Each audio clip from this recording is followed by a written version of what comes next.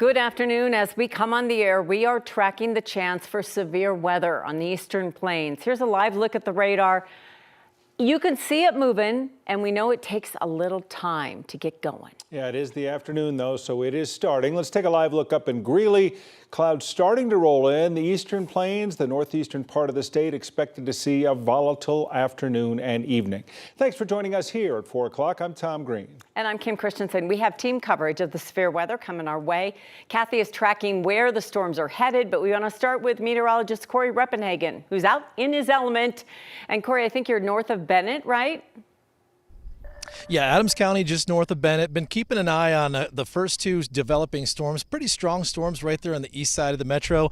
The one right behind me just rolled across Denver International Airport. Probably not large hail, but they probably got hit with some dime-sized, nickel-sized hail there. And I'm watching another storm down to the south here in Parker. They're just getting going, and these storms, believe it or not, are going to be the same storms that will march all the way across the entire eastern plains into Nebraska tonight because of an ingredient called wind shear. And that is the one thing that has us concerned today, because when there's wind shear, that ventilates the storms, and when there's proper ventilation in a thunderstorm, it can just build and last as long as it can until the cold air shuts it off. So we'll be watching those. We may get a watch here issued shortly, maybe a tornado watch because of the ingredients that we have. Real quick, let me just show you these storms out here. This is the one from Denver International Airport, just went across Denver International Airport. You can see the rain and the hail over here, and then there's this updraft base right here, and that is the base that's going to keep clear and ventilated probably for several hours. So this will be the same thunderstorm that we'll likely track all the way down. And then there's another storm down here towards the Parker area moving through the Southlands right now.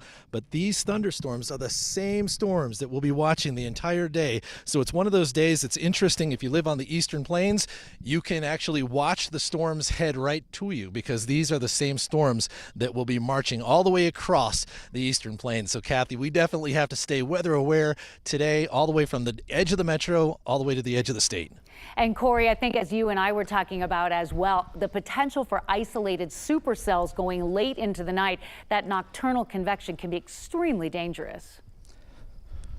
Yeah, totally expect to be following these storms after dark, and they may get the strongest right before dark and last just past sunset. So we really got to stay on these today, and everybody out there on the eastern plains need to stay really keep your eye on that radar, because these storms are going to mean business today. All right, Corey, you stay safe out there. Your boots on the ground out there, and we'll be checking in with you throughout this newscast. So far, the evening drive in Denver getting underway with dry skies. I mean, the dry pavement, no issues here, but that may be changing in a big hurry.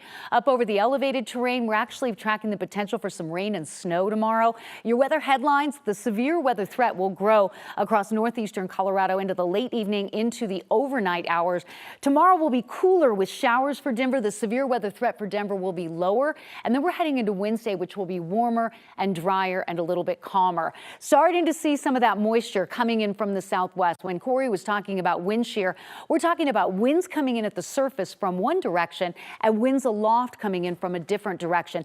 That can add that rotation, that kink, and give those thunderstorms, which contain wind and hail, rotation. And that is what we're tracking across northeastern Colorado tonight. Some of these showers are not making it to the ground. The mid layers of the atmosphere, though, showing the potential for some brief heavy rain, the pea to dime-sized hail that Corey mentioned we may have seen out at DIA, and also the damaging wind potential. They're moving quick into an atmosphere that is moist and unstable off to the north and east of us. So we have a cell outside of Ponderosa Park, one south of Bennett, and one to the south of Keensburg. And this is the area where Corey Reppenhagen is. These cells will be tracking toward the northeast and will grow vertically into the atmosphere and have that potential to drop 2-inch diameter hail, produce 60-mile-per-hour winds, and also produce dangerous tornadoes. And that is in that enhanced view across extreme northeastern Colorado, and that will go late into the night. So the biggest threats, hail and wind, but tornadoes not out of the question.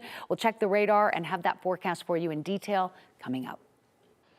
In other news, developing, Denver police reported a shooting in the early morning hours near Spear and Blake Street. DPD first said that there was one person hurt, but later said a second victim had been located as well. They've yet to say how badly those two people were hurt. Denver police say they are still trying to develop any information about a suspect. And this afternoon, Denver police finally publicly identified the victim of a shooting near Colfax and Downing from almost 2 months ago. DPD saying that it was this man, James Prater, who was found shot at around 9 p.m. on Sunday, March 31st. He died at the scene. Now Denver police say they're looking for anyone with information about this crime. They say you can remain anonymous if you just call Crime Stoppers. A family from Wyoming shattered after their loved one was killed in Glendale last week. Clorinda Blackburn was found unresponsive inside of an apartment on Forest Street near Leetsdale. Her death has since been ruled a homicide. 9 News reporter Jaleesa Rosari spoke to some family members who believe this could have been prevented. For many people, having a roof over their head is a dream. But what happened inside this Glendale apartment building is Shy Bitsy's nightmare. I feel like it's been surreal, like a bad dream. Last Tuesday, Shy's aunt Clorinda Blackburn was found unresponsive inside an apartment in this building. Glendale police say she had obvious blunt force injuries and was pronounced dead at the scene. The Arapahoe County Coroner's Office ruled her death a homicide. She was my pretty little girl. She didn't want to hurt nobody. She never wanted to hurt anybody. Clara Blackburn is Clorinda's mother. She said her daughter left for Denver a few weeks ago. A recent phone call makes Clara believe Clorinda was killed by someone she knew. She's like, Mom, help me, come and get me. I told her, go to the safe place or call 911, do something, No, I can't. I'm gonna get killed if I do that. The family says they tried to report Clorinda missing with the local law enforcement on the Wyoming reservation they live on. They say every time they got any information about her whereabouts, they shared it with police. She tried really hard to let us know where she was. It's like another Native woman just got swept under the rug again. Glendale police would not say if they knew Clorinda's family had attempted to report her missing. They would not answer any questions today, simply stating they don't have any updates. Everything I do around here, she was right there. I don't know. I can't go without her. Clorinda's family is devastated. They say she was the backbone of the family. And while they wait for answers, they already know one. Clorinda will never come home. But she's everything to us. I miss her so much. Clorinda was a member of the Arapahoe tribe. We have reached out to the Bureau of Indian Affairs to see if that missing persons report was ever formally filed. They say they're working on our request. Reporting in the studio, Jaleesa Rosari, 9 News. A young woman with a bright future, so hard on her family. Yeah, she leaves behind a 13-year-old daughter, so an absolutely heartbreaking situation. All right, thank you, Jaleesa. Denver Mayor Mike Johnston wants to get young people a job this summer and offer them some activities to hopefully prevent violence, the kind that increases in the summer months. $1.7 million will fund 3 initiatives. One is the mayor's Youth Works program. It helps get young people hired for summer jobs. The city also launched an online platform called Youth Summer. It shows every city program available for kids looking to fill up their calendar with things to do. Lastly, the city is making $500,000 available to neighborhoods to apply to improve their communities. We are thinking about this as a multi-pronged approach to how we can engage young people into positive summer activities and how we can help prevent the risks of summer violence. This Friday, the city is hosting a virtual job fair for students. It runs from 4 to 6 p.m. Teens can sign up at the city's Youth Summer website that's on your screen. And then there's an in-person summer job fair Saturday, June 1st. Well, maybe you've already done the math and figured out there will be no championship parades in Denver this summer. It's actually for the first time in 3 years that the Avalanche and Nuggets have both been eliminated from the playoffs, with the Nuggets' loss of Game 7 yesterday at home. And it was a game that they led by as many as 20 before the Timberwolves rolled back and sent the Nuggets off to summer break. And it was just, of course, 2 days earlier, very same venue, that the Avs fell in double overtime to Dallas. That ended their season. Pretty hard to watch your team get eliminated at home, and just imagine having to sit through both in one weekend. I was at the Avs game on Friday, and that was heartbreaking too. So I'm not coming anymore. I'm banned. But no, it was a blast. I mean, go Nuggets. They were great. It's a great season. So we're proud of them, but we'll go get them next time. He took that better than a lot of people, including Coach Malone. Yeah, he did. I know Coach Malone was upset. But you really think about it, you know, you look at these, the way these 2 seasons ended, obviously, you know, with the Avs and the whole Val Nichushkin thing playing out, but they played, you know, 3 games at home.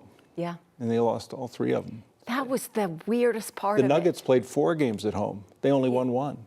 Yeah. They were so good at home, both teams, during the regular season. In the postseason, suddenly in the second round, they lost all their mojo, and it cost them. And now they're having to already think about next year. Yeah, and they both came so close. We're proud of them. I mean, they gave us so much to cheer for. It's just hard to take both of them in the same weekend. Yeah, that was and they come to work on Monday going, oh. We'll be hearing more from the Nuggets coming up a little bit later in the hour.